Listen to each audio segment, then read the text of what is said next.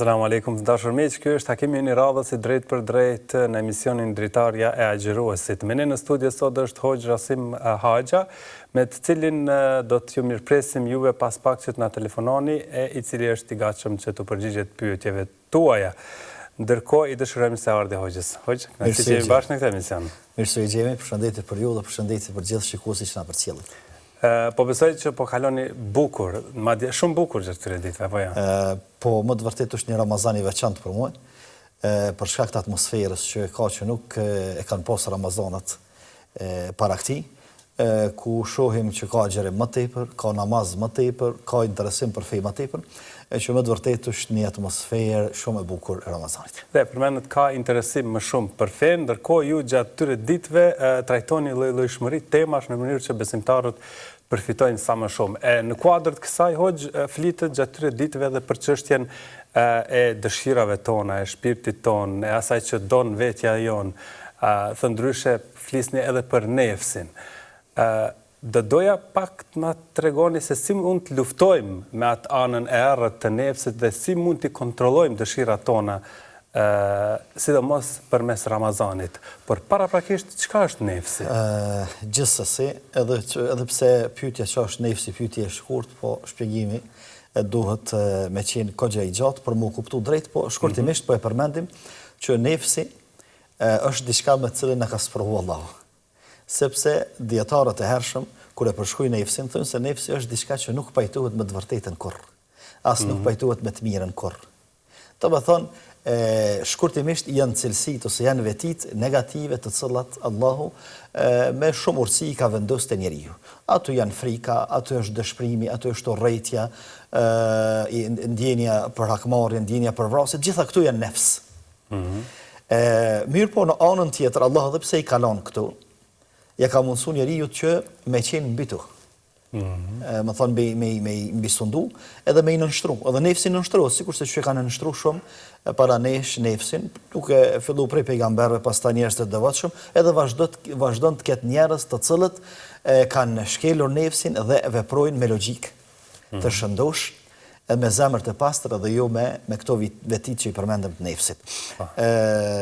Kjo do me thonë Ramazani përballë nefsit. Shkurtimisht sa i përket nefsit. Në anën tjetër, njeriu kalon në për periudhë, muslimani në këtë rast, kalon në për periudha të ndryshme ku nefsi forcohet, ose forcohet besimtari, do me thonë është betej.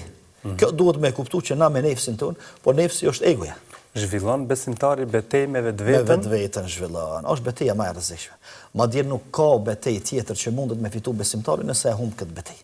Po nëse nuk është në gjendje me eduku veten edhe me nal për krejt atyre vejseve të liga që i përmendëm, çka mundet me botë tjetër kush? Çfarë betejë tjetër mundet me fitu? Kur s'mundet me fitu betejën me vetveten edhe me vetit jo të mira ose negative që e kalon Allahu i lartësuar. E tash nefsi nganjëherë është më i fuqishëm. Po. Varësisht se çfarë çasti kemi ndaj nefsit. Nëse mirremi më tepër me ta, nëse punojmë më tepër, nëse avancojmë më tepër dhe i shtypim këto veti të negative, atëherë nefsi do psohet ndërsa ne forcohemi. Mirë, por nëse i lëm hapësirë nefsit, atëherë nefsi forcohet. Mirë, po në Ramazan e kemi një situatë ndryshe. Në Ramazan e kemi një situatë të favorshme për besimtarin që mu marr më lehtësisht edhe me nefsin e vet. Jashtë Ramazanit e ka pak më problem. Pse se jashtë Ramazanit i plotson pothuajse të gjitha dëshirat që ja kërkon nefsi. Në Ramazan nuk ja plotsojmë edhe dëshirat elementare që i ka nefsi. Ushqimi, pija, ato pastaj kontakti intim me bashkëshorten, të thonë një nevojë elementare të njeriut, të cilat i kërkon nefsi. Mirë po, në kohë gjatë ditëve të Ramazanit e privojmë nefsin edhe për këtyre gjërave. Pra pas ka mundësi që ky nefs të edukohet. Gjithsesi. Të shfrytëzohet në të mirë. Allah i lartësuar na e ka sjellë Ramazanin sezon të jetë favorshme për ne që të punojmë kundër nefsit. Dhe çfarë metodash ka për të edukuar nefsin? Pikrisht përmes këtij adhurimi, përmes agjërimit. Gjithsesi do thotë është agjërimi është tejet adekuat për me luftu, kur them me luftu pra, nefsin. Pra para ka abstenim për gjërat që janë të lejuara në esencë. Domethënë nefsi të gjitha dëshirat e nefsit zakonisht janë dëshira edhe qefe pa kufi. Nefsi s'don kufi. Nuk don me pas orar të punës, orar të adhurimeve, ose adhurim s'don hiç. Të thonë don gjithçka me pas fri dhe me pas të lirë. Ndërsa vjen Ramazani edhe e kufizon në gjërat të cilat është i lejuar dhe i lirë të në Ramazan. Edhe agjëruesi i thot nefsit vet. Do thonë ti gjatë ditës kemi pas dëshira edhe nevojë për ushqim, kemi pas nevojë për pije, kemi pas nevojë për këtë, mirë po, jemi marrë vesh që deri në iftar s'ka. Të lejume, mirë po nuk ka. Që do të thotë se nefsi u dorëzu përballë kësaj. Sepse agjëruesi është dul më i fortë se sa nefsi. E tash Allahu i lartësuar e ka sjell Ramazanin si model që janë Ramazan salet mundesh me ja dal betejës me nefsin. Edhe pra, mundesh e ka shembullin te vetja vet. Mundesh me i thon nefsit stop. Dëshirat e tua që ti kanë plotësuar deri dje nuk ka gjatë ditëve të Ramazanit nuk ka. Domthonë unë e marr në dorë sot komandën. Sikur Allahu i lartësuar don me i thon besimtarit, ja shembullin e Ramazanit ta sullone. Ta bëna një situatë të favorshme, një sezon tejet të mirë që ti me qenë i favorshëm në krahasim ose karshi nefsit tën. Atëherë ç't situatë edhe ç't gjendje zhvilloje ti pas Ramazanit. Të banë që ke thonë nefsit stop për dëshirat e ti të lejuara, atëherë ke malet me i thonë të ndaluara. Se kur i thu nefsit, unë s'du me hangër ushqim, as du me pi, as gjo, sepse është agjerim. Edhe pse kanë qenë të lejume, ta sheshtë Ramazani thunë, nuk i pi këtu, dhe nuk i ha këtu, dhe nuk i bëj këtu, edhe nuk e bëj këtë kontakt e këtë lëvizje, sepse janë të ndaluara te Allahu i lartësuar. Kështu që kur kemi arrit me fitu betejen kundër nefsin në Ramazan, jashtë Ramazanit, pastaj e kemi edhe më të lehtë me ndalu nefsin edhe me mund karshi gjërave të ndaluara dhe harame. Dhe hoqë, siç po e përshkruani, tingëllon aq i rëndësishëm Ramazani sikurse tjetë e vetmja periudhë kur më së miri mund të edukohet nefsi. Gjithsesi. Prandaj duhet shfrytzuar ky Ramazan. Kjo domethënë është ajo mesazhi që doshta më e përçu, është se po su shfrytzuar Ramazani, që na me kalu në avantazh ndaj nefsit, jashtë Ramazanit e kemi më problem. Sepse jashtë Ramazanit ka dëshira nefsit të cilat i realizojnë. Për shembull, që shembull ti marr me hadithet dhe ajetet që flasin për Ramazanin. A thot pejgamberi alayhi salatu wassalam, kush është agjërueshëm për juve, të mos bërtas edhe të mos fol fjalë të pahishme ose ndyta. Nëse dikush e sulmon, ose nëse dikush e fyn, le të thotë unë jam agjërueshëm. Do thotë unë kam hinë një sistem tjetër që quhet agjërim. Unë as nuk shoj, as nuk e kthej të shamën me të shame, as kacafytjen me kacafytje, por arsye se unë kam arrit që nefsin, që ti s'pas ke arrit me ndal, unë kam arrit me ndal. Domthonjë çka agjëruesi e kontrollon gjuhën. Që nefsi don që gjuha e tij më kon pa kontroll, me fol çka ti duhet, çka ti vjen për shtati ose çka e kënaq nefsin. Don syni i tij më ulshu në gjithçka nefsi. Ndërsa agjëruesi thotë ka, për çka po agjëroj? Për çka po e moj barkun thot, edhe me lshu pastaj gjuhën, me lshu synin, me lshu veshin, me lshu durt. Gjithashtu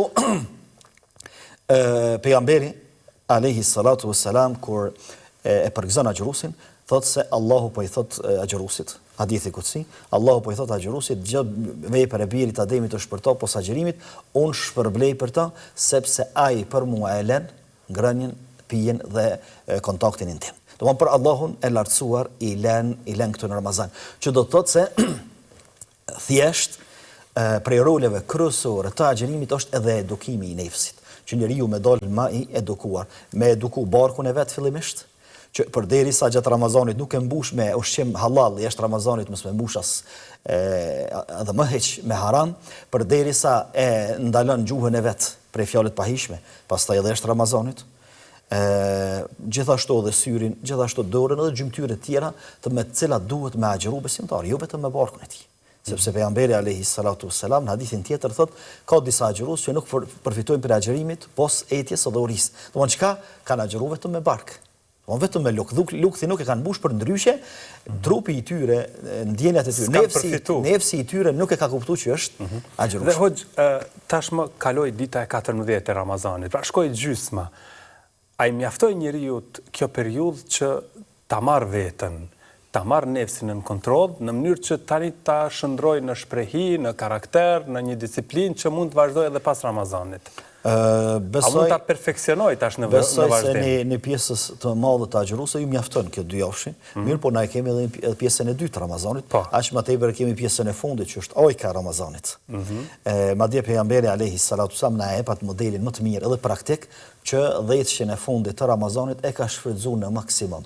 Pa gjumë, pa ju afro grave, duke qenë në itikaf në xhami, duke zgjuar edhe familjen e vet gjatë netëve, domethënë netëve të fundit që thjesht mo nefsin kështu, me shtyp për të oke. Kam përmend disa herë që Allah i lartësuar agjerimin ose Ramazanin e ka përmend 2 forma. Një formë ka thonë muaj Ramazanit, pastaj vazhdon ajeti. Pak më lart ka thonë ditë të numëruara. E këtu sa ka mujt me vrejtune, prej shpjegimeve të dietarëve është se dikush e bën llogaritjen e Ramazanit me muaj, dikush e bën me ditë. Ai që e bën me ditë e numëruara 1, 2, 3, 5 ecin edhe pak përfiton. Ndërsa ai që e bën llogaritjen me muaj, ai ka bënë llogaritje të mirë. Unë për një muaj çka më bë? Unë për një muaj me i përfitu shumë vese të mira. Domthonë zakone të mira, edhe shprehje të mira. Po muaj më i largu edhe shumë të liga. Ndërsa ai i cili e ka llogaritjen me ditë, ai çfarë sot prej nesërit. Ajtë edhe sot edhe një ditë vetëm kur të ndodhet në natën e Bajramit, shet që Ramazani ka ecë edhe nuk ka përfitu për shkak se plani nuk e ka bë. E kështu që ajo që e përmendet ti më herët, Ramazani është një muaj. Për një muaj mundemi bë shumë, për një muaj pa avancohen njerëzit në përkurse të ndryshme, për një muaj, kështu që edhe domethënë në goditje kohë e mirë e nefsit për një muaj është kohë e mjaftueshme që pastaj besimtari me marrë një pozicion më të lartë edhe më të fuqishëm karshi nefsit vet. Se po u fuqizu nefsi, u dobësum na dhe u dobësu lidhja me Allahun. Edhe u forcu lidhja me shejtanin, sepse shejtani pastaj gjithashtu e shfrytëzon edhe nefsin. Mirë, po u dobësu nefsi, u forcum na, e forcum lidhjen me Allahun. E lartësuar. Kjo është ideja edhe e Ramazanit. Mirë, tani do të fillojmë të mirëpresim telefonatat. Kemi telefonuesin e parë, alo? Selam aleikum. Aleikum selam. Kam një pyetje për hoxhën. Po? A muj kur të shojnë asaj ferë, a muj ku ti imsa ku me pi ujë, me përfundu, me mbyllë si fyri. Pra, me pi ujë pas kohës së imsakut. Po.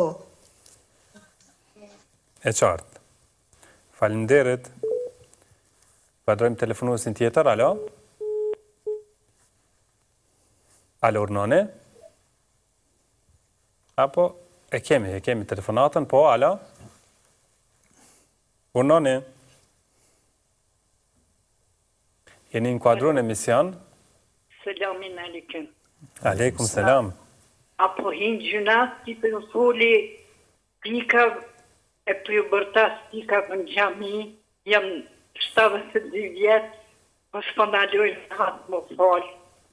Mas po hinë gjunat, më ka zham bile, nuk s'ka jetë në gjami. Sporin mira? Po. Tash tregon hoxha, faleminderit shumë. Ajde, aleikum selam. Selam aleikum. Vazhdojmë me një tjetër telefonat. Alo? Alo? Urnoni? Jeni inkuadru në emision. Ju pres që të na flisni. Po kjo është problemi pse s'na dëgjoni, sepse jeni edhe me televizor edhe me telefon. Largoni prej televizorit, ju lutem. Se ja dola zonin. Shumë mirë ke ba. Urnoni? Se ja i një mirë. Mirë, faleminderit. Ju? Desha vetë abo një pite, i kam dy fmi, moshë 18 vjeqore, po jam shumë nervoz jam, bobe non singojnë. Shka du të me bo? E disha me pytu o gjë për qëta.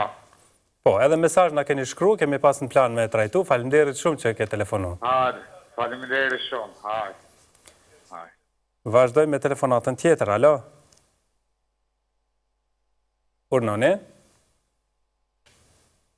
Apo do të kthehemi tani përgjigjeve. Thot me pi ujë në kohën pas imsakut. Është në rregull? Po, ngrënja ose pirja pas imsakut, kohës që është në imsak. Këto duhet ta kemi parasysh që ti përmbahemi kohës e cila është e shkruar në imsak ose imsakie. Kjo është rregull. Mirë po, nëse ndodh që dikush është zgjuar me vonesë ose e ka ndonjë etje që ka nevojë me shujt ose me pije dhe pak ujë, nëse janë pak minuta, 2-3 minuta, atëherë nuk prish punë, mirë po jo me e bë zakon këta, po zakoni edhe rregulli është që me përfundu me vakti të Ramazanit ose me takvim që është për kohën e namazit. Thot, është gjuna u bërtas qikave në xhami që nuk po rrin mirë? Apo thot mos shkaj në xhami fare. Nëse është gjuna që po ju bërtas, po nëse do të dikush mos me shku në xhami, janë ata që bojnë në zhurmë, jo kjo që shkon për me mu fal. Andaj nuk prish punë, më ju fol absolutisht, duhet më ju fol atyre. Ose nëse kanë dikant të familjes, nëse janë vajza të vogla, edhe kanë dikant të familjes, dhe duhet ata me i fol edhe paraprakisht me i përgatit që janë të shku në xhami. Është e vërtetë që na duhet edhe fëmijët i marrim në xhami. Mirë, po fëmijët nëse shndrohen në bezdi, edhe i pengojnë namazlit, qoftë gratë, qoftë burrat, atëherë ose ti edukoj mirë, edhe ti marrim në xhami, ose ti lëm të shtëpia përderisa nuk i kemi, nuk janë të edukuar sa duhet, sepse secili prej atyre që shkon në xhami ka qef me përjetu namazin, ka qef me bë namazin mirë. E kështu që nuk prish punë me jau të rregë vërejtin absolutisht her pas here, edhe me fol, mirë po është mirë me gjetë digju të mirë, edhe me zgjedh shprehjet që me ndiku këto shprehjet ata. Jo pastaj këta fëmijë me marr një frikë ose një pamje jo të mirë për xhamin, me thonë na shkojmë xhami pastaj ku tritën se atje na bërtasin, atje s'na lën kështu. Mirë po me tregu që përmes qortimit që ja bën, po ja u don të mirën atyre se kanë ardhur në xhami me qëndru mirë, me ndajt mirë, edhe ato më fal nëse dojnë më fal, nëse s'mundën më fal ose lodhen a diçka, qëndrojnë ka fundi i xhamisë, po pa bë zhurmë dhe pa e pengu kërkan. Kështu që mos u ndal për xhamisë absolutisht, mirë po edhe mos u ndal për këshillave, duke u dhënë këtyre vajzave të reja ose edhe nanave tyre. Kemi 2 fëmijë 18 vjeçar, nuk i dëgjojnë prindërit. Nuk janë vetëm 2, janë shumë fatkeqësisht. Edhe kjo është problemi i kësaj kohe, për faktin se fëmijët e tonë edhe 3 tonë po i edukon tjetër kush. Nuk po i edukojmë më ne. Në të kaluamën, fëmijët janë edukuar ose në shtëpi ose në shkollë. Sot fëmijët nuk edukohen shumica prej tyre as në shtëpi as në shkollë. Edukohen nëpërmes telefonave, edukohen përmes shoqërisë dhe përmes shumë dukurive të cilat janë më shumë të dëmshme se sa të dobishme për të rinjt. Ky është problemi, ndërsa ilaçi ose kurimi është që me e pas parasysh moshën e tyre dhe me i pas parasysh rrethonat cilat po jetojnë. Jo më ju fol atyre edhe më mundu që ata me i ndalë edhe me eduku sikur se qysh jemi eduku para 30 vite dhe 40 vite, sepse rrethonat ka qenë ndryshe. Ta me thonë, sot i kthehet fjala prindit, ose fëmija i flet prindit me fjalë të ashpra dhe të rana, dhe është shumë normale, shumë e thjeshtë, përderisa në të kaluarën ka qenë prej gabimeve më të rana që njerëzit e kanë llogarit, që me i fol me ton të lartë prindit, jo me ja kthy fjalën, po me i fol vetëm me ton të lartë. E kështu që duhet të kemi parasysh që rrethonat edhe teknikat e kohës të kaluame nuk kryen punën sot. Mirë po, duke u mundu me i vetëdisu, duke u fol bot, duke u fol mirë, duke i bë ata me ndiqë, je duke ja dash të mirën, je të fol për të mirën, se s'ka dikush që i don më mirë, don më pa më mirë se sa baba, edhe nana dhe prindë vet. Pastaj duke u mundu që me ja u bë të këndshme edhe të shishme edhe ligjëratat e hoxhallarëve të fesë, shkumin në xhami, sepse na vazhdimisht na hoxhallarët e pranoj kush nuk e pranoj, ose u mundu kush me njollos prej njerëzve misionin e hoxhës, na vazhdimisht pjesë të ligjërimeve tona dhe të mundit ton e kemi se qysh me i bind fëmijët për respektin ndaj prindërve. Madje këto e kemi prej çështjeve kryesore që e trajtojmë nëpër xhamia, nëpër seminare, nëpër tribuna. E po arritën ata mu kap në këtë formë përmes xhamive ose përmes ligjërimeve ose seminareve të hoxhallarëve, shpresoj shumë që kanë me ndiku, po mirë është mos me i shtërngu shumë, po dhe mos me i lanë këtë lirë, mo mundu me ju fol ndjenjave tyre. Mo me i fol ndjenjave tyre, me i fol mendjes së tyre, jo me i fol me nervoz, jo me i fol në formë detyruse, e ban që to pa tjetër, s'ban ndryshe, më thonë, kanë ndryshu rrethonat. Gjithashtu dhe mu lutë, sepse doja e prindit nuk kthehet mbrapsht, lutu, në kohët kur pranohet doja, lutu dhe namaz që Allahu me i drejtu, me i bo dëbut ata fëmijë për prindrit, edhe prindrit me i bo dëbut për fëmijët, me që mes tyre gjutë mshirës, gjutë mirë kuptimit, gjutë tolerancës, dhe edhe Allahu i lartësuar ndoshta përmes doas ja u zbut zemrat edhe ja u përmisan sjelljen. Amin. Mirë, vazhdojmë tani, do të mirë presim telefonat të tjera, alo? Alo, përshëndetje. Përshëndetje. Dashta me bën një pyetje për Hoxhën. Fatkeqësisht është përhap dyqysh si fenomen, tash nanën që pe ka vllohun shpe. Faktikisht i thonë që edhe vajza e ka për detyrë me ardhë më kujdes edhe me këshyr nanën. Edhe pse domethënë vllohun është në shtëpi nusja e kret, vajza ka obligim që me ardhë me këshyre barabart me vllohun. Për kafeja, a e kemi për obligim apo jo? A jam e qartë? Po, shumë e qartë, faleminderit. Faleminderit shumë. Vazhdojmë me telefonatën tjetër, alo? Përshëndetje. Përshëndetje. Nuk pëdia jam të ashune se... Po, live je në emision. Okej. Po? Selamuna. Alekëm... Aleikum selam. Une jam në ndëgju se regull të juja, po që pa mundësi me marë lidhjen, sot që qëre mora. Na vjen mirë. Une kom... Une agjeroj prej si di prej vetë, për vetë, të më thonë, agjeroj. Mirë po e kom pas një jetë komplikume me bashkëshortin, i cili ma nuk jetën. Jam e vetme me 2 vajza. Edhe para 10 vjetë e kom pas një depresion të thellë. Të më thonë, kom ra në depresion të thellë edhe une duhet me i përdor ato barna, i përdori. Kom agjeru, dhe më thonë, edhe me barna, mirë po.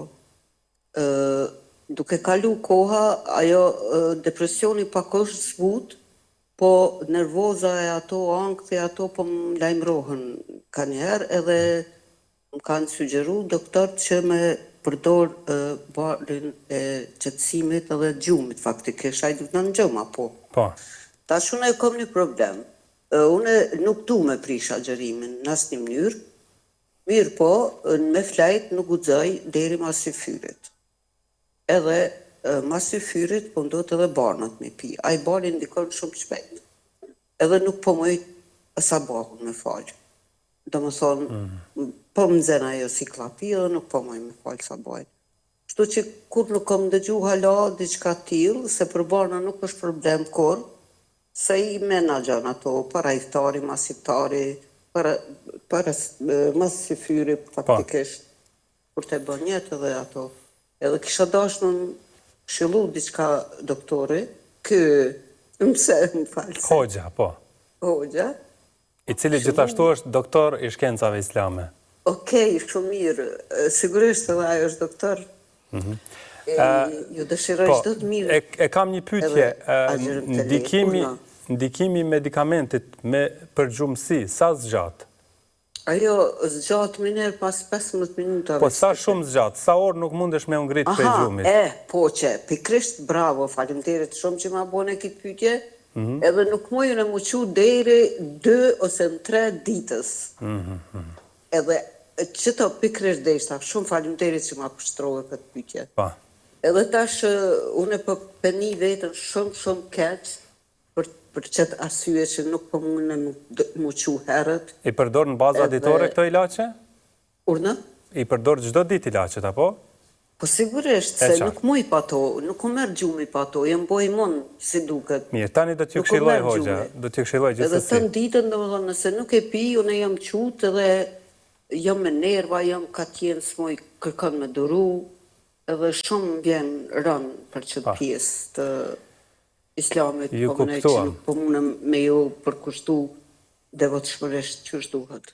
E qartë, falenderoj shumë për këtë telefonat. Ju falenderoj shumë edhe për kohën që ja mora, çdo të mirë. Hiç s'është problem, faleminderit.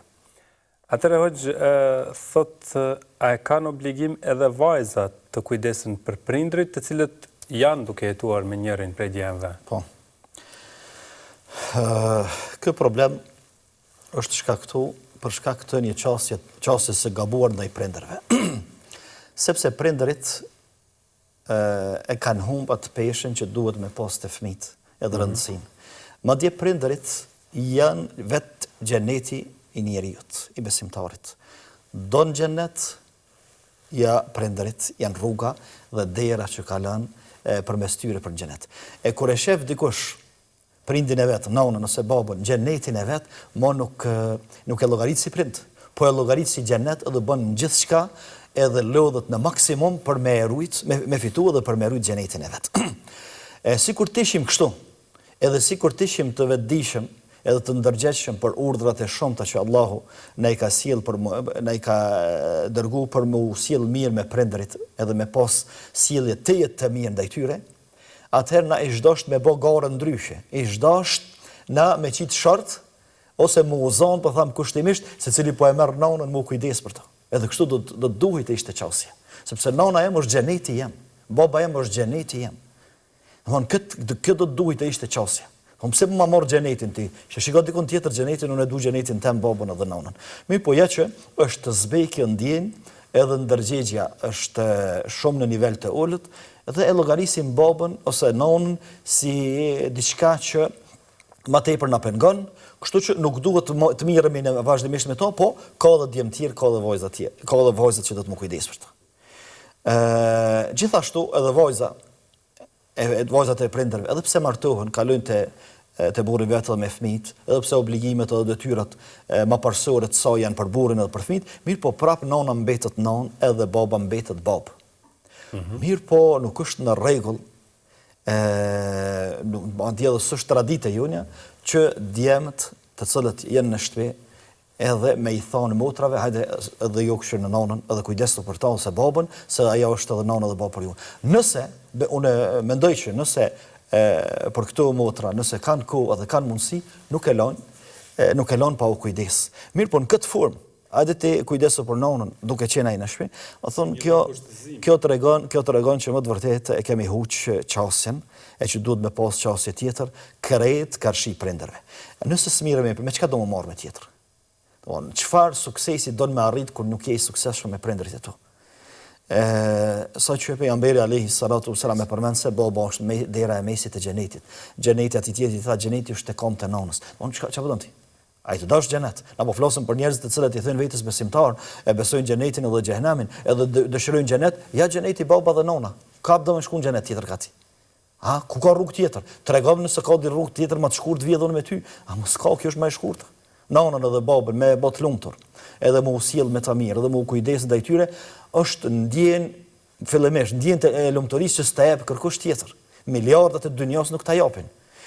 Pastaj është kënaqësi që e arrin edhe me kënaqësi Allahun e lartësuar gjithashtu. Pastaj kur Allahun e kënaq, Allahu ja kthen këto të mira, ja kthen në jetën e tij, në suksesin e tij, në bereqetin e tij, tek familja, tek fëmijët, thon edhe e lumturon. Dhe pikërisht një prej arsyeve që na ka humb ajo qetësia familjare, rahatia, na ka humb rendi, na ka humb bereqetin, pasuritë tona, është sepse e kemi huq qasjen ndaj prindërve. E kështu që ti kthehemi prindërve dhe të garojmë se cili po bën më tepër për to. Jo cili duhet me marrë tash, edhe cili e ka ranin se unë boll jam lodh me ta. Sa dush më lodh me prindin, nuk është ball, bëlo shumë pak. Andaj unë i porosis këta vëllezër dhe motra që të mos i flasin njëri tjetrin këtë formë. Edhe ti, hajde edhe ti, tash e ke ranin ti, tash e ke ranin. Mirë po, secili sipas mundësisë, sipas kohës që e ka, sipas rrethonave, le të kujdeset për nonën. Sa të kujdeset është duke investuar dhe është duke deponuar të mira për vete që do t'i kthehen këtë botë, po në botën tjetër dhe më fuqishëm.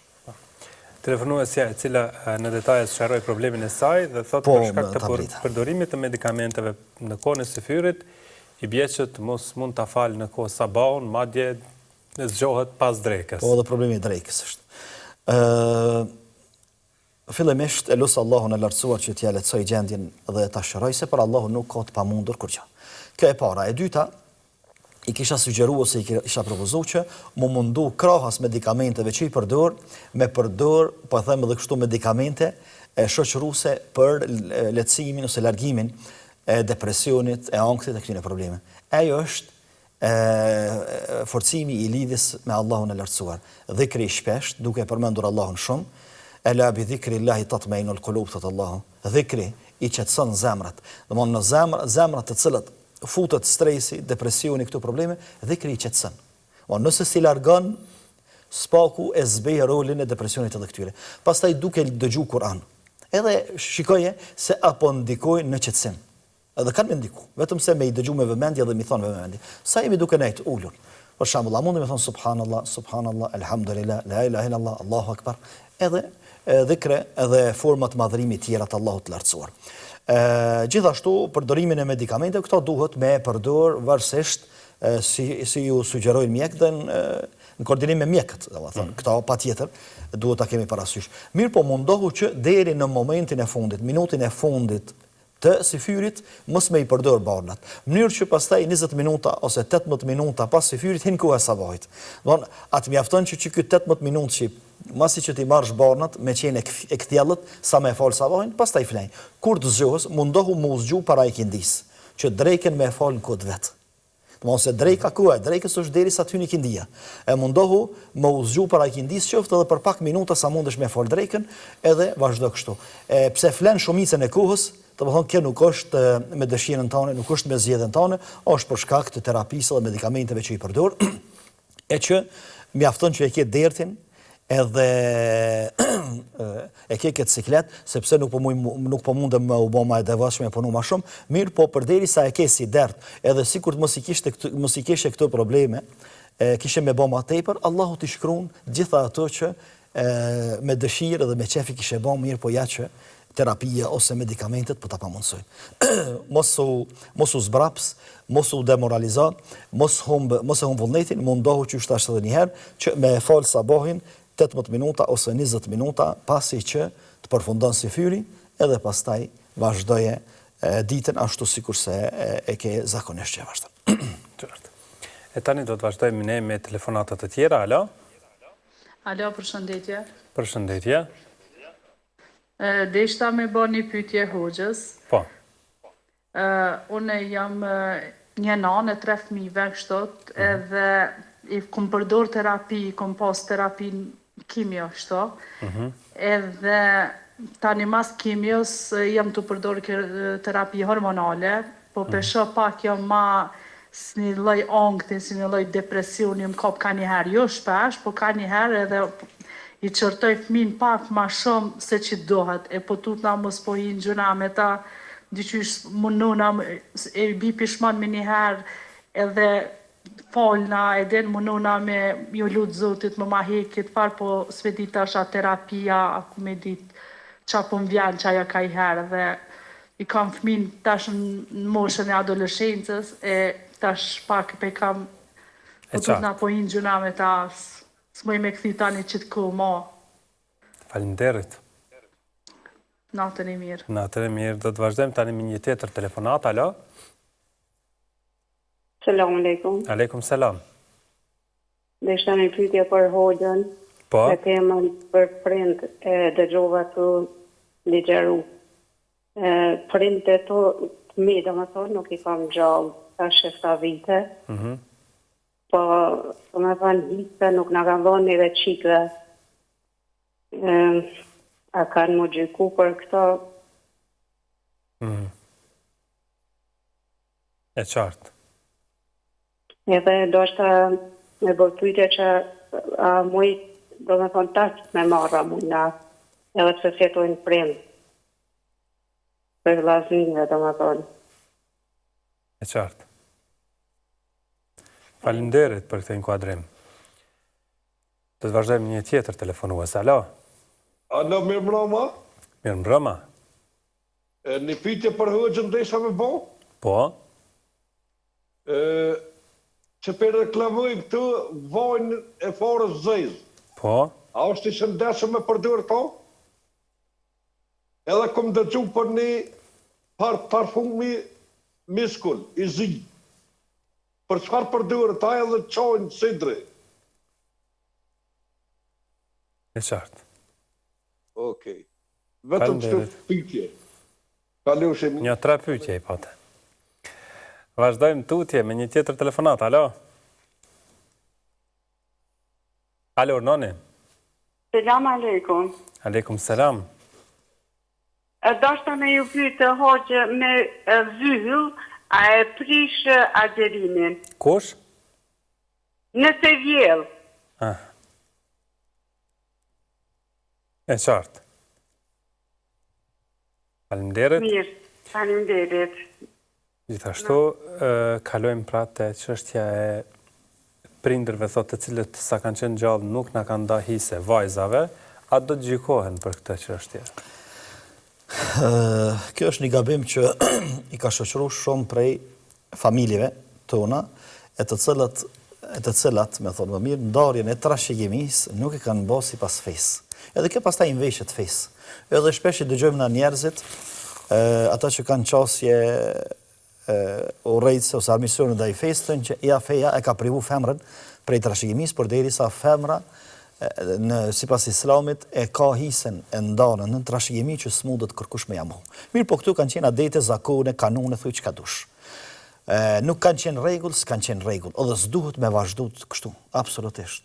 Domethënë të gjithë prindërit që kanë fëmijë, le të kujdesen, le të kenë kujdes që të mos e bëjnë këtë gabim që është bën të kalumen. Fëmijët të gjithë kanë të drejtë trashëgimie nga prona e babait të tyre dhe nuk ka kush që i privon. Mirë po, kjo motër që thot a do të gjykohet baba ose prindërit tonë, çfarë nderi na bën nëse ata gjykohet edhe dënohen? Në vend që ta sillim këtë na për kokë, themi o Zot falje ata. Se do shta pe padije se kanë bë, ose pse të gjithë e kanë bë, pe bojmë edhe na. Kështu që duhet lutemi për ta dhe të zhvillojmë më tepër atë ndjenjë edhe mshurisë, sepse prindërit mujnë me gabu karshi fëmijëve, mirë po ju me qëllim. Ata gjithë një edhe kur gabojnë me ndjenjën se janë duke e bë më të mirën për fëmijët e vet. Sepse janë prindër, nuk ka dikush ndjenja të dhëmshurisë ose të dashurisë më të fuqishme se sa prindi për fëmijën e vet, kjo dihet. Kjo është ndërsa a mund tash me marr. Ajo që e përmendi sa mund tash me marr, nëse ka kalu kohë gjatë edhe janë nda hisët pastaj janë rritë edhe fëmijët dhe kanë filluar mu nda pastaj edhe fëmijëve të vllaznive, ndoshta më mirë është me lanë qysh kanë bet, sepse duhet mu kthy shumë sene mbrapsht, dikush është i pajtimit, dikush është i pajtimit, pastaj ndodh këtu ajo hasmëria mes vëllezërve dhe motrave, ndodh ajo shkputja e lidhjeve, edhe ndoshta më mirë është që mos me e inicu këtë çështje. Tek e fundit, ajo hise ka shku te vllau, nuk ka shku larg. Domthonë edhe ti kur shkon me vizitat edhe neja ti bën te vllau prap. Kështu që nuk ka shku larg. Domthonë të flasim domthonë si vëllezër edhe si motra. Ndërsa nëse nuk ka kalu kohë gjatë për kur janë nda këtu, edhe dihet hisja e secillit, edhe ka sidomos ka gatishmëri për vëllezërve që me rinda pasurinë që e kalon baba, atëherë kjo është më e mira, edhe nëse ndodh kështu mundo, ndoshta ja lehtëson babës dhe ja hiq këtë barë me cilën ka vdek. Sepse edhe te kaluam një pyetje më herët, thot për shkak të ndikimit ndoshta të terapive që po përdor pas kimioterapisë, tani edhe terapi tjera, i qërtoj pak si shumë fëmijët, thot, dhe për këtë kam frikë, jam e shqetësuar, mos po gaboj. Mos po hin gjuna. Fillimisht, e lusë Allahun e lartësuar që këtë motër dhe gjithë smuarit kudo që janë, besimtar Allahu t'i shëroj. Me shërim të plot dhe t'u jap shpërblim për sprovën, me cilën i ka sprovu në shëndetjen e tyre. Pastaj nuk mundet dikush me hynë gjina me fëmijët e vet kaq lehtë. Për arsye se haku i fëmijëve, edhe detyrimi i fëmijëve ndaj prindërve është shumë i madh, kështu që vështirë është me thonë një prind vëllai kom hin hak fëmijëve ose jam gjuna me ta. Mirë po, duhet kemi kujdes, sepse këtu e përmend kjo motra që ata janë në moshën e adoleshencës. Ata tash janë duke e marrë ndërtimin e tyre. Edhe janë duke e formu personalitetin e tyre. Tash, nëse që tash në fillim të ndërtimit personalitetit, ata e mori përshtypjen se nana na flet, na bërtet ven e pa ven, pastaj mbetet kogje larg vendimeve tyre, mendimeve tyre, kështu me radhë. Kështu që mundohu të ruhesh në maksimum. Pastaj, gjatë kësaj kohe, kur duket se je në ndikimin e terapisë, mundohu mos me fol shumë. ose mundohu mos më u fërku shumë me fëmijët, do të thonë me i bën ndejat si larg njëri tjetër, në mënyrë që fërkimi pastaj e shkakton reagimin me fjalë, edhe pastaj fjala e nxjerr fjalën që thot populli, edhe me i nxjerr disa fjalë për cilat vet kjo dëgjuesi thotë se pendu namazani. E kështu që mundohu me qenë larg. E sheh që të ka kap, domethënë kjo gjendje, edhe pse rrallë po të kap, elhamdulillah, inshallah nuk të kap asnjëherë, mirë po mundohu që mos më u fol shumë fëmijëve në këtë kohë. Merru me diçka tjetër. Shiko diçka, lexo diçka, dëgjo diçka, bën dhikr që përmend më herët subhanallahu elhamdulillah, lexo Kur'an ose dëgjo Kur'an ose fal nafile. Nështë është e rënë, nuk është bashkë e lehtë, po është më e lehtë me u marrë me qëtu sesa me i bërtit fëmijëve, edhe pastaj me qortu veten ose mundi e thyme, sepse po ja them këtë fjalë, edhe pastaj ndoshta edhe fëmia mundi të thymë ose mundi se po ju bëhet e padrejtë. Vaj farës së zezë është i mirë?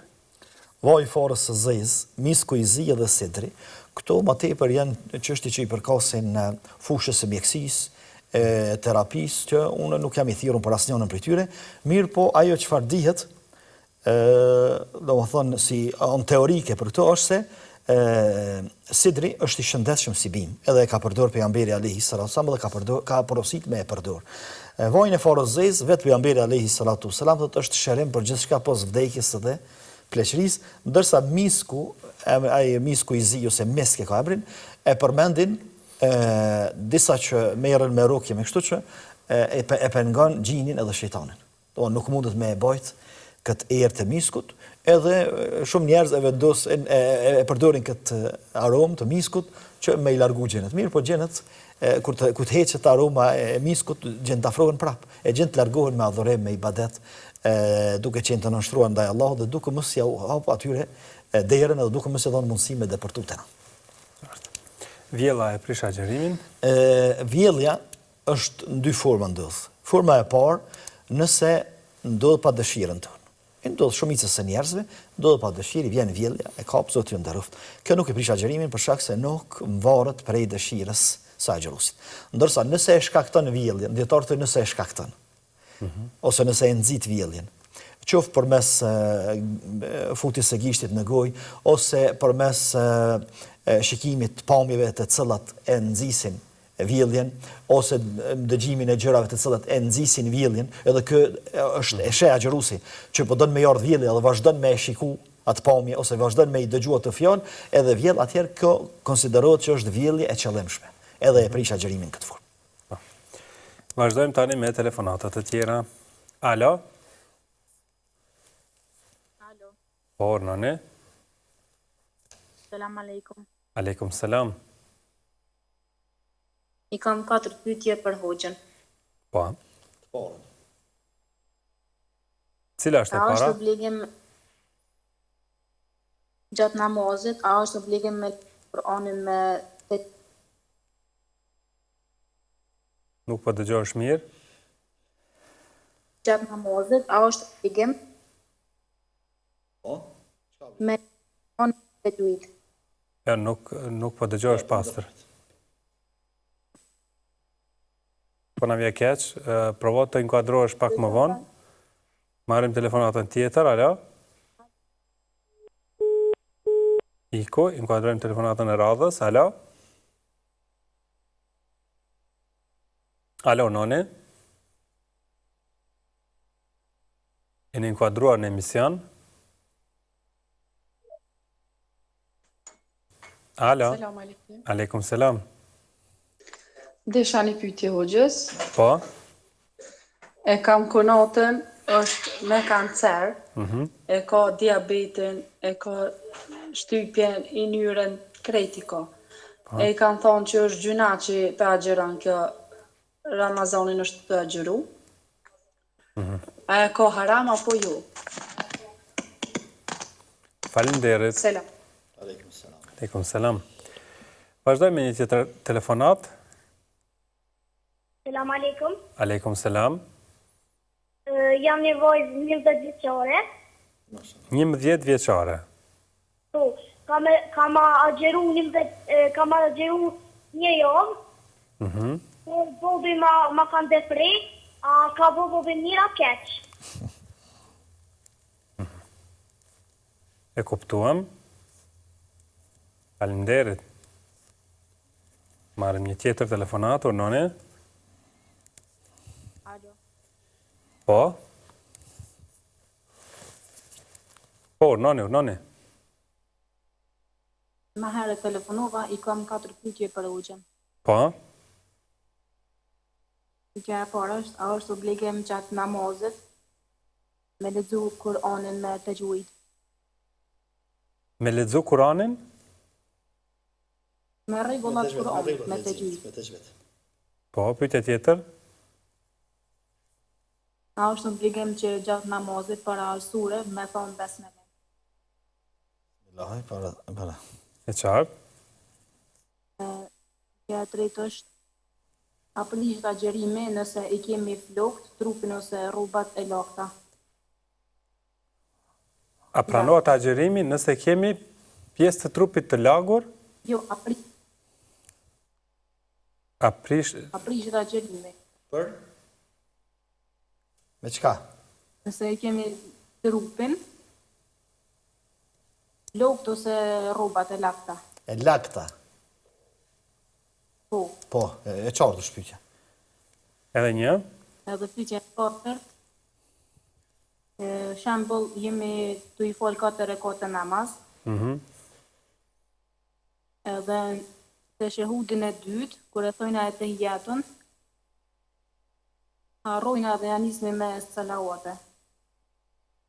Ama brenda 2 ose 3 sekunda na bjen nërmend, a duhet më ngrit tani në rekatin e tretë? E qartë. Çto janë pyetjet? Faleminderit shumë. Mirë, qartë. Do të vazhdojmë tani dashurmisht që do të shkputemi për pak çaste, apo kemi edhe një telefonat, pastaj e bëjmë një pauzë të shkurtër. Alo? Mirë, ka ikur kjo telefonat. Kthehemi pas pak. Selam aleikum. U inkuadrua. Mirë. Alo? Disa një pyetje për Hoxhën. Po, noni? Të lutem largohu prej televizorit sepse nuk mund të komunikojmë kështu.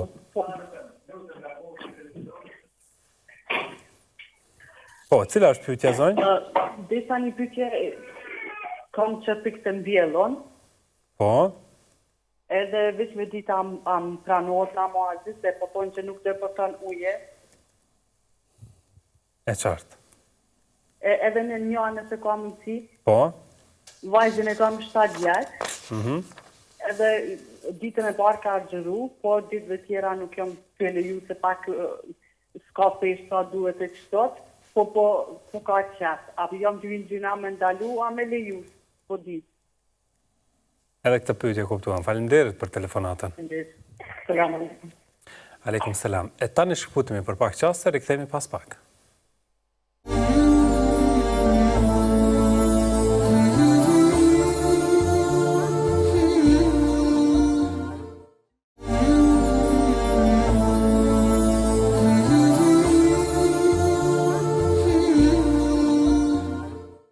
Kemi rikthyer dashurmiq për të vazhduar tutje me emisionin Dritarja e Agjeruesit. Me ne në studio është Hoxh Rasim Haxha, me cilin do të mirpresim edhe më tej telefonatat tuaja.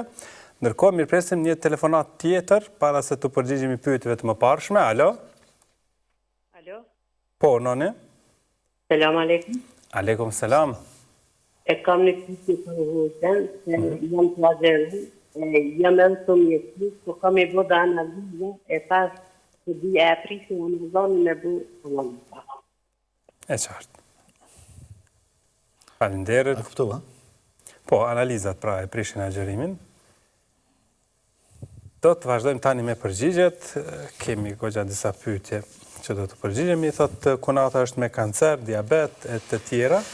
Është gjuna që po e agjeron Ramazanin. Interesant ke një fjallë që tha, po i thëj njerëzit e ke haram me agjeru. Me thonë dikujt e ke haram ose e ke obligim, këta, për shkak të sëmundës, këta e thotë Hoxha se mjeku veç. Mirë po, ja që ne i fusim durë në çështjet fesë, i madhe i vogël, me dije pa dije, që është shumë ma rrezik me i fut këto durët, edhe me folë se sa, me folë për diçka tjetër. Kjo konata jote, Allahu i ndihmoft, ja lehtësoft sëmundjen, e shëroft. Gjitha këto që po i përmenti, besoj që nuk i ka të sodit, më dhënë këto sëmundje i ka të mahershme. Qysh ka vepru maherët, atëherë le të veprojnë edhe tash. Nëse, edhe përkundër kretë që tyre sëmundjeve, e përballon agjërimin.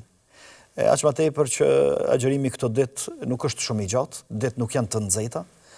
Nëse mundet me e përballu, atëherë pse me i thonë mos agjëro. Mirë, nëse e lodhin më tepër se sa lodhja normale, ose i avonojnë mjekim, shërimin këtyre sëmundjeve, ose e randojnë më tepër, atëherë nuk agjëron. Mirë, po gjitha këto duhet me i bë në konsult me mjekun, edhe po llogarisë që kjo me gjitha këto probleme që i ka Allahu e shëroft, patjetër se e ka mjekun me cilin konsultohet. Mirë, po prap ajo e di gjendjen e vet, që thash më herët se nuk është viti i parë, po besoj që është me këtë sëmundje duke agjëruar. Thot, jam 11 vjeçare, kam agjëruar një javë, tashmë babi ma ka ndërprer agjërimin. A ka bë keq, thot babi. Babi s'bë keq. Edhe nona nuk bën keq, mirë po ndodh kanë herë mos m'ia qellu. Ama për ndryshe, me thonë se po flasin keq, po bojnë keq, po veprojnë keq, ka shi fëmijës jo. Po mundën mos m'ia qellu. E në këtë rast unë po llogaris që babi nuk e ka qellu. Nuk e ka qellu, sepse përderisa ka agjëruar një javë ose 10 ditë e para, nuk e di sa kanë saktë në javë, edhe ka agjëruar pa probleme dhe nuk të ka shkaktuar ndonjë problem, qoftë në mësim, qoftë në shkollë, qoftë në lodhje, trupit, atëherë pse mos më agjëru? Pse mos më agjëru? Po nëse e vren që po të mundon shumë agjërim po lodhesh, atëherë nuk i agjëron disa ditë, e agjëron her pas here. Ama përndryshe përderisa mundesh me agjëru, agjëro, edhe mundohu me bind babën që agjërimi vetëm çka është të bë mirë dhe nuk është të bë kur fardami, në mënyrë që dhe babi pastaj më thonë mirë, vazhdoj agjërimin. Vazhdojmë tutje, thot, a bën me lexu Kur'an me tajwid gjatë namazit? A është obligim, thot, më falë se unë e kom shkruar këtë, se kjo është obligim që të sillet çështje. Domthonë çështja kryesore është a është obligim me pejgamberi alayhi salatu wasalam i ka porositur shokët e tij që ta lexojnë Kur'anin sa më rrjedhshëm sa më mirë.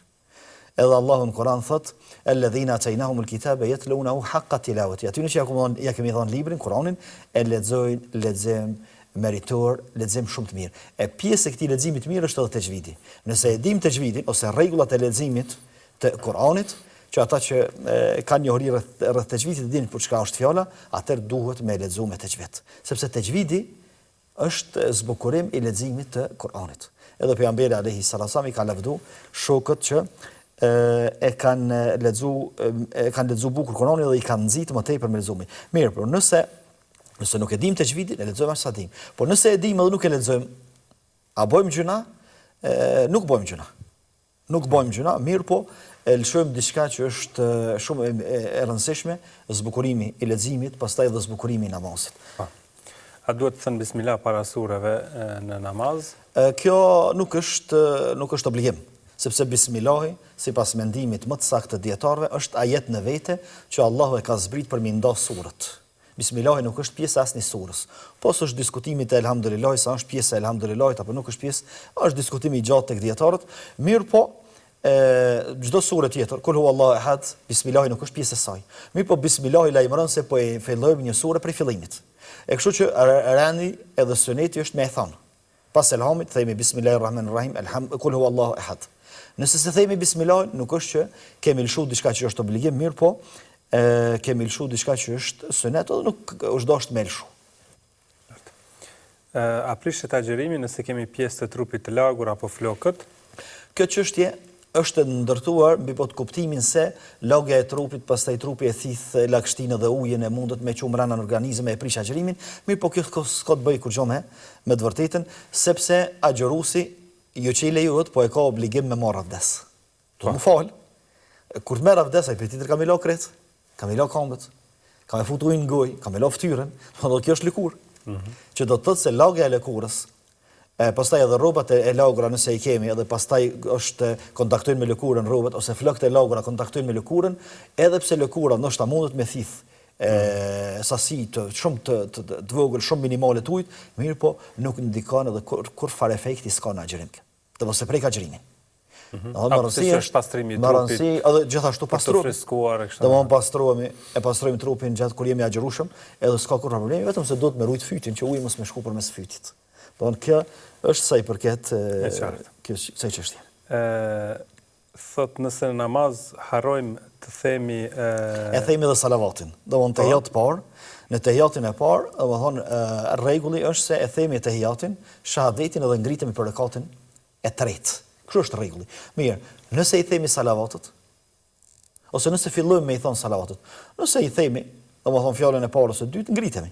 Mirë, nëse kemi vazhduar me i thonë, ka gjysa e salavatit, ose kemi funduar salavatin, sipas mendimit të shumicës së dietarëve nuk ka nevojë me bë sevi sejdë. Nuk ka, edhe pse, vonë ekziston edhe mendimi ndryshe, por nuk ka nevojë me bë sevi sejdë në këtë rast. Vazhdojmë me pyetjen tjetër, thotë është problematike për namazin dhe abdesin, mbjellja e çerpikëve. Mbjellja e çerpikëve, këtu na iku se u dosht me sqaruar diçka tjetër. A është mbjellje apo janë çerpik artificial? Nëse është mbjellje, sikurse është mbjellja e flokut ose mbjellja e vetullave, atëherë nuk ka problem nuk kemi problem me abdesin as pak, për arsye se ato janë rrënjet, domthonë kanë qenë rrënje të çimeve të mëhershme që kanë rrë dhe janë futur çime të reja aty. Nuk ka problem. Problemi është me çerpik artificial, të cilët ngjiten përmes atyre elementeve që janë, që nuk i di përdorimi për koshëm i tyre. Edhe si quhen, mirë po çat pjesë ku ngjiten çerpik artificial, atë pjesë nuk e prek uji gjatë avdesit. E ne jemi të obliguar që gjatë avdesit komplet fytyrën, edhe kapakun e jashtëm të syve, edhe rrajën e çerpikëve me prek uji. E tash uji se prek nëse janë çerpik artificial. Këtu duhet kemi kujdes që s'kemi avdes këtë rast. Ama nëse janë të mbjellur çerpikët, sikurse flokët e mbjellura, e japum mes pa problem. Domthonë nuk ka problem me çerpik të mbjellur për dallim prej çerpikëve artificial që thash. Pastaj thot vajza 7 vjetë ka agjëru. Nuk po e lë me agjëru. Nuk po e lë. Mirë, domethënë 7 vjeçare është fëmia 7 vjeçar, ka dëshira me punu punë të mëdha edhe punë të mira, mirë po nuk është gjendje me e kuptu kapacitetin e vet. Mund të me agjëru 3-4 ditë rresht, mirë po nuk e ndin lodhjen e ndin tek mas 4-5 dite. Kështu që prindërit e përcjellin gjendjen e fëmisë. Nëse është gjendja e mirë edhe e përballon agjërimin, atëherë i them agjëro her pas here. Një ditë po, 2-3 ditë jo, një ditë po, 2 ditë jo, një ditë po, një ditë jo. Por përderisa e ka këtë dëshirë të flakt, atëherë mos t'ia shujmë dëshirën për agjërim. Fundja le t'ja nis agjërimit. Nëse e lodh agjërimi, atëherë gjysmën e ditës ose mas gjysmës ditës i them mjafton për tyje, kaq është agjërimi. Po, e prish agjërimin bërja e analizave, po, pra marrja e gjakut. Si duket thotë kjo motër jam me epilepsi dhe i bëj analizat. Po se s'ka shumë rëndësi kjo, me rëndësi janë analizat. Domthonë është për qëllim dhënia e gjakut në sasi që mu bë analizat nuk e prish. Absolutisht, dhënia e gjakut çfarë do sasie. Edhe në sasi të mëdha, kur i jepet gjaku për njerëzit që kanë nevojë, edhe ai nuk e prish agjërimi, vetëm se dhënia e gjakut në sasi të madhe është mirë mu bë mas iftarit, për shkak se e shkakton një lodhje te njeriu dhe mundet me ardh deri te prishja e agjërimit për shkak të lodhjes, jo për shkak të daljes gjakut. Ndërsa gjaku për analiza, domthonë dozë të vogël ose sasi të vogël, nuk ka kur fare ndikimi në prishjen e agjërimit. Vazhdojmë tani me telefonuesit të tjerë. Alo? Aleikum. Aleikum selam. E kam një pyetje për hoxhën. Po. Nëse morëm injeksionin dhëm, a mundë me prish agjerimin nëse me hik dhomin? E qartë. Natën e mirë. Natën e mirë. Telefonata e radhës, alo? Alo, nani? Alo? Jeni inkuadruar në emision, na dëgjoni përmes telefonit. E keni pyetje? Alo? Alo? Po, nani? Selamu alaikum. Aleikum selam. A deshta me pyet hoxhën, a ka diçka keq nëse gjatë ditës pushoj pak, masi jam punë edhe po mbjen më çu natën, jam syfer, jo me përcjell fëmin për shkollë, me shku vetëm punë, tani mase po kthej na 1 orë pe fali drekën edhe po bi 1-2 orë po pushoj. Qartë. Natën e mirë. Natën e mirë. Mirë presim një tjetër telefonat, urnoni. Selamu alaikum. Aleikum salam. Disa me pytë hoxhën, ndodh shpesh kur jam rrugës me një zonin edhe me qojt. Çfarë do me thonje ka në islam? E kuptuam edhe këtë pyetje, faleminderit. Faleminderit. Kemi telefonues të tjerë apo vazhdojmë me përgjigje? Injeksionin në dhëmbë, thot, e prish agjërimin? Gjithë shka që ka të bëjmë me dhëmbin, nxjerrjen e tij, mjekimin, mushjen, pastrimin e dhëmbëve, gjitha këto nuk e prishin agjërimin, asnjëra prej tyre. Edhe injeksioni, që është për anestezian të dhëmbit, nuk e prish, vetëm se duhet kemi kujdes gjatë mjekimit të dhëmbit, ose kur e nxjerrim dhëmbin, që ujin, ose medikamentet, ose edhe gjaku që del pas nxjerrjes së dhëmbit, mos më na shkon fut. Këto duhet ta kemi kujdes. Përndryshe, përderisa mjekimi ka të bëjë me dhëmbët, këto pjesën e jashtme të gojës, nuk e prish agjërimin as pak. As ka lidhje domethënë me prishjen e agjërimit.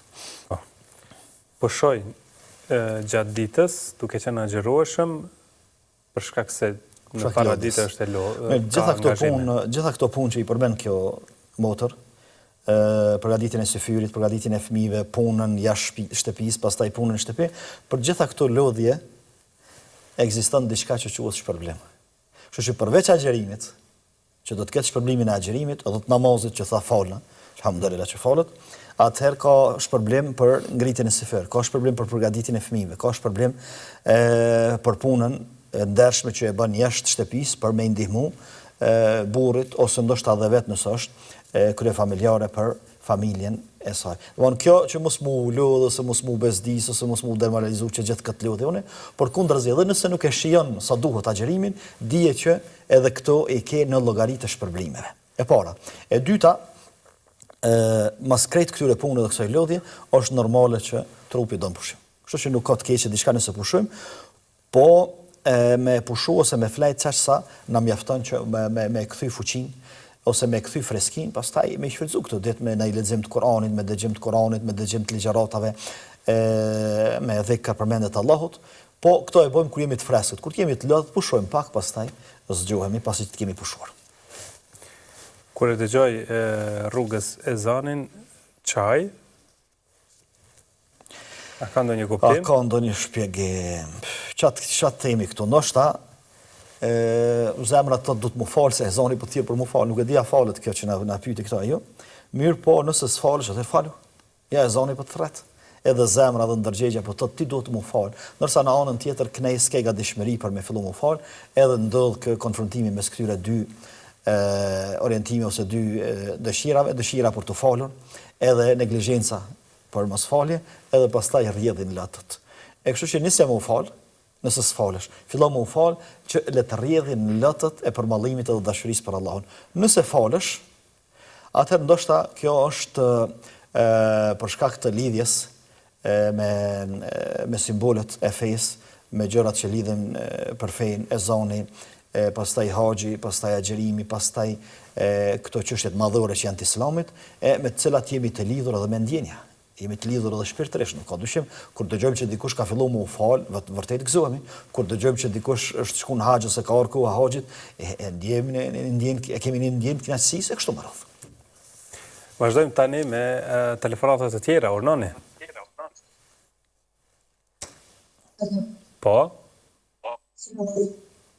Aleikum selam. Është pyetja juaj? Vlau, ku me shku numre? A duhet me shku me përcilla jo? Qartë. Për haxh. Në haxh apo numre? Ja, numre. Faleminderit. Selam aleikum. Aleikum selam. Vazhdojmë me një tjetër telefonat. Alo? Alo, mirë mbrëma. Mirë mbrëma. Ti është me bërë një pyetje. Po? E kam bashkëshorten muajin e 6 është 7 zonë. Edhe është duke agjëruar. A ka ndonjë gabim këtë që është duke agjëruar? E qartë. Faleminderit. Faleminderit juve. Alo, i themi telefonatës tjetër. Apo si duket ka ikur e ne do të vazhdojmë me përgjigjet. Po, është në linjë. Po? Alo, mirë mama, përshëndetje. Mirë mbrëma, përshëndetje. Po, derisa me bo një pyetja, duna me prita. Jo, s'ke nevojë me prit, se je drejt për drejt në emision. Cila është pyetja juaj? Po, pyetja jam është, e kam një djalë, ka 6 vjet e gjys, po ka shumë ankth. Për me shku në shkollë, për me dalë, apo dhe jashta banesës, jena kështu një familje me frymë të islamit, i knaknu edhe Kur'an, po më doket nuk është tu i kalu. E deshta me dit një sugjerim për juve që ka me bo. Këna provu e këna qua dhe të një hoqë, por pa efekt. Mirë, faleminderit për telefonatën. Faleminderit juve. Atëherë thotë, a duhet me shku me përcjell vllajin që po shkon në umre? Do të me shku edhe me i thonë shkofsh edhe u kthefsh. Edhe me i thonë me bo doa shumë atje. Jo, nuk është detyrim, se kjo pyetja në herë është e obligume. Jo, nuk është obligume, mirë, por përderisa është e marrë një rrugë të rëndësishme, është duke shku për një ibadet të rëndësishëm umre, atëherë le t'i ndoj momentet e fundit me njerëzit e afërt, me njerëzit e dosh. Pastaj gjithashtu edhe të deponojmë në kujtesën e tij diçka prej vetës tonë që të lutet pastaj kur shkojmë atje. Ku të shkon atje ai. E kështu që nëse shkojmë dhe e përcjellim, atëherë ai na ka kujtesë të freskët edhe lutet edhe për neve, doja pranë çabës në tavaf, pastaj në saj pranohet lehtë. E kështu që mirë është me shku, nuk është patjetër, po gjithashtu edhe është thellim i lidhjeve farefisnore, që duhet ta kemi parasysh këtë. A është në rregull thotë që po agjeron gruaja e cila është në muajin e 6 të shtatzënies? Gruaja shtatzon dhe gruaja gjithonse. Këto dyja këtu nëse kanë probleme me agjerim. Për shembull, agjerimi i shkakton lodhje të mëdha gjithonsës, ose ja pakson sasinë e çumshtit të fëmijës dhe fëmia nuk ushqehet me diçka tjetër, atëherë prish agjerimin. Për arsye se domethënë nuk ka mundësi me vazhdu me ushqy fëmijë normal ose me pas trupin edhe fuqinë e trupit normale dhe me agjerim. Një ashtu është shtatzona. Sepse shtatzona përveç që e ka trupin e vetë, ka edhe një trup tjetër që duhet me ushqy edhe atë. Domethënë i duhen dy sasi të ushqimit. E tash nëse i shkakton lodhje ose ndoshta mundet me i shkaktu dhe probleme zhvillimit të fushnjës, atëherë prish agjerimin. Mirë, po kjo bëhet në konsult me mjekën, domethënë me ginekologën. Nëse ajo e doon pasi që t'ja tregon gjendjen se çush po ka lënë me agjerim e kështu, i thotë që s'ka problem me agjeru, le ta agjeron. Mirë, po nëse s'ka probleme, vetëm sa është shtatzon, mirë, po s'ka probleme dhe përballon shtatzanin pa problem, atë le ta agjeron, pse mos më agjeron. Djali thotë ka ankth, frikra jashtë shtëpisë, në shkollë e kështu me radhë. Po. Fëmija i vogël, do 6 vjet e gjysëm. Ky e përmendi që i kemi lexuar Kur'an, edhe i kemi provu ato metodat që mja luftu mësyshin, ose ndonjë lloj të cehirave diçka, nëse do të kishte diçka të tillë, mirë, po thot pa efekt, do thot s'janë këto prezentat. Atëherë ka diçka tjetër te djali. Ka mundësi me pas ndaj frikë që s'din me shpjegu ose ka frikë me e shpjegu. E ka friksu dikush, o friksu për diçkafit. Për ata është mirë që domethënë nonën këtë rast ose dhe baba nëse ka afërsi të madhe me fëmin, me i fol ka dalë, me i fol botë dhe mu mundu me nxjerr kush problemi. Ose kjo frikë është arë prej diçkafit, ose ka mundësi është arë prej andrave të frekshme që heziton me i tregu, ose s'guxon me i tregu, ose dikush në rrugë ka friksu, ose në shkollë, ose ndonjë tregim, ose ndonjë rrëfim, ose ndonjë pamje, e sidomos me këto telefonat tashe edhe me rrjetet sociale që gjithçka poshtë e qasshme edhe për fëmijët, atëherë më mundu me gjetë ku është problemi. Tek e fundit edhe në konsultim edhe me psikologun, me po se ku është problemi. Mirë, ne do të vazhdojmë tutje të mirëpresim telefonatët të tjera. Alo? Alo? Po? Selam aleikum. Aleikum, selam. Desha me bo një pyetje. Po? Unë jam e smut shiqeras, jam e kokra me izolin, jam e smut i zemrës, jam për tensionit të linjyrës për operacionit. Po moj me ninu, e kam gjëna, e mu ka bo marat, alë, se di. Se ku po vjen vakti iftarit, edhe vajim mërsen. Faleminderit. Miru pafshim. Miru pafshim. Vazhdoj me një tjetër telefonat. Alo? Salam aleikum hoq. Aleikum salam. Selam. A një dola të shine, këtë një punë. Mirë, alhamdulillah. Gjithë të një bëni një pyte, i kom një pi 5 farë në barnat, që shtypes edhe traumës. Po, me një nusë për muna. E kom shqeri ko gjanat, të të mëj, më shkon, e së për mëj pa uj. E kuptuam. Kom gjuna jo. Faleminderit për telefonatën. Tash do të përgjigjet hoxha. Selam aleikum. Aleikum selam. Kuadrojmë telefonuesin tjetër. Alo? Alo? Selam aleikum. Aleikum selam. E kam një pyetje për hoxhën. Po? Jam një non 70 vjeqare, më ka dek gruja para 20 vjetë, reja para 20 vjetë, e ma kalon një smit vogël, një vajzë vogël, jetem e kom rritë terin 12 vjetë, mas 12 vjetë e ka marë babaj vetë në Gjermani, edhe ajo u martue e ka ba 27 vjetë, i ka 2 fëmijë, e di që jam betona në Allah që kur në gjëna me ta nuk jam hi, e kanë këthyë tezët e veta, pej veti, edhe mu nuk më njeh ma që jam as gjavë, as heq, edhe plus nemen më thirë. Qëfar këshile po merë? Faleminderit shumë për këtë telefonat. Faleminderit, selam aleikum. Aleikum selam. Vazhdojmë, mirë presim një tjetër telefonues, është telefonata e fundit. Alo, selam aleikum. Po, aleikum selam. Po du m'ja bëhu gjës një pytje? Vetëm urnone.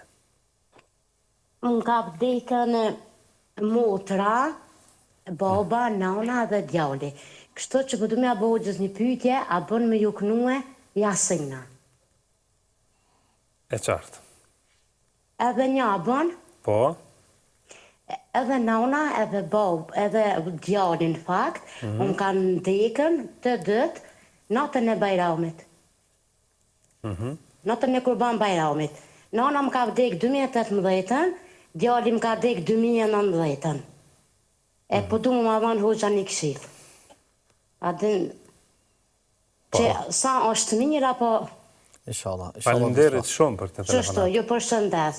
Edhe ne ju përshëndesim juve. Faleminderit shumë, kaloni mirë. Gjithashtu, thot, jam me problemet shumë të shëndetësore, me diabet, me zemër e kështu me radhë, e kam gjuna që s'po agjeroj. Në kohë iftarit mërzitem. Po, kjo fjolla në prejku, që thotë në kohë iftarit më dorin lëtë.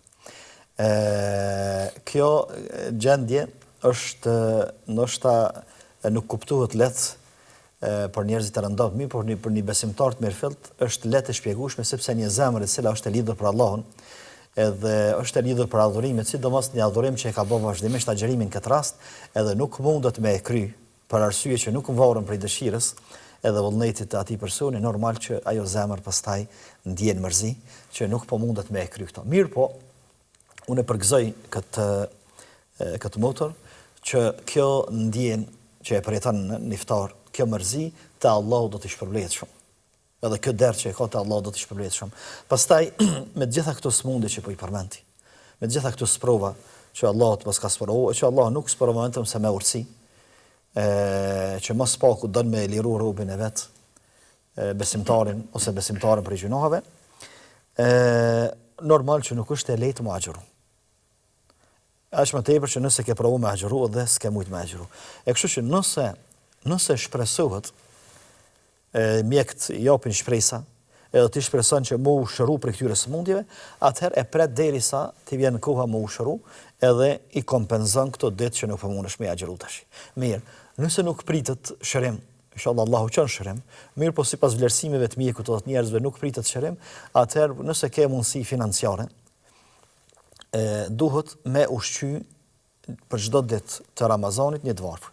Të më thonë 29 ditë i ka ky Ramazan, 29 të varfër me dhon ushqim atyre në sasinë një shujtje, domthon sa kushton një shujtje për afërt, edhe me lejen e Allahut të shkruhet tek Allahu agjerim, edhe për te agjerimit për shkak të ndjesisë që e ke dhe mërzisë që e ke se s'po mundesh me agjeru.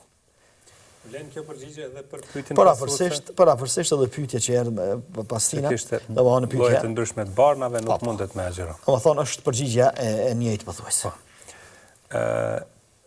Thot jam 70 vjeçare, kam rrit mbesën, ajo tashmë nuk më lajmërohet.